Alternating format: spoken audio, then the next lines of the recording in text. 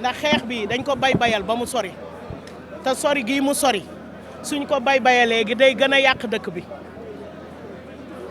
ndax valeur yi ñu sunu waajur yi inculqué jur ñu fi ñu war a juree yar ñu fi ñu war a yaree suñu sàgganee tey ba valeur yooyu réer ñu ñun ñoo ko teg sunu bopp dañuy wax nit ñaa ngi wax naan président loi mais lesbianisme ak góor jigéen yàgg na fi ca temps Senghor te ni ma lay wax ni la ñoo yàq xale yu jigéen yi tey jii ñoo fi nekkoon ay borom lam yu diis ñi ñu woye lam yu diis yi jigéen ñooñu ñoo yàq jeunesse bi ndax ñoo nekk ay lesbienne jël xale yi di leen xirtal ci mbon gi ndax lan xaalis lañ leen di jox leen ni or jox leen ni oto kon xale yi bu ñuy dugg ci homosexualité intérêt moo leen ci dugal dañuy ray ba dàq kon xeex bi dafa ñëw ci seen heure mu war a sensibiliser nag ñëpp nañ ñëpp jóg ci xeex bi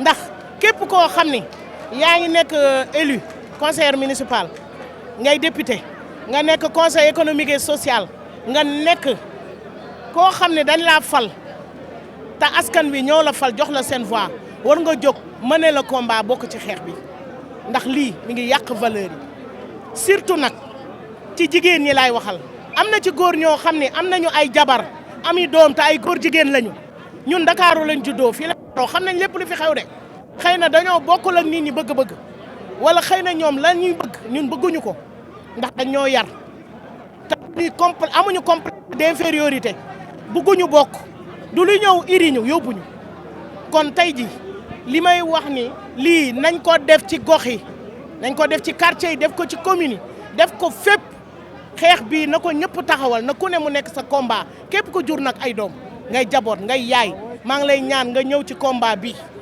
ndax lii bu lawee bu dugg sa kër billaahi di nga jooy foo xam ne kenn du la fa fekk waaw. Donc bonjour, je m'appelle Pape Nala Dieye. Donc je suis étudiant en master relations internationales au département d'histoire de l'université Cheikh Anta Diop de Dakar. Et par ailleurs aussi, je suis le coordonnateur donc du mouvement Africa First. Alors aujourd'hui, on est là pour répondre à l'appel du mouvement And Defar Jikko Yi, vraiment qui est une organisation qui milite pour la promotion de nos valeurs. Donc et aujourd'hui aussi, on est là pour tout simplement s'indigner vraiment de cet agenda que l'État du Sénégal veut introduire donc vraiment dans notre société.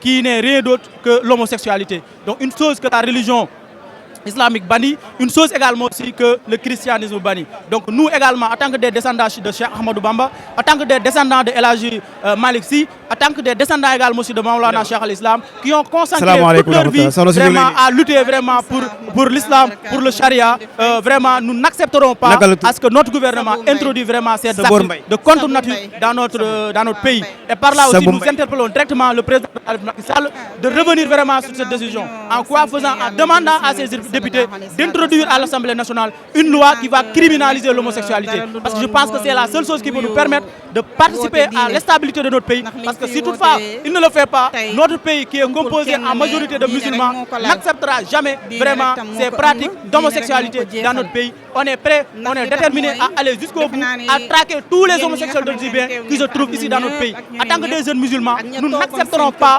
qu'il y ait des homosexuels. Aujourd'hui, les études ont montré que les femmes sont beaucoup plus nombreuses dans le monde.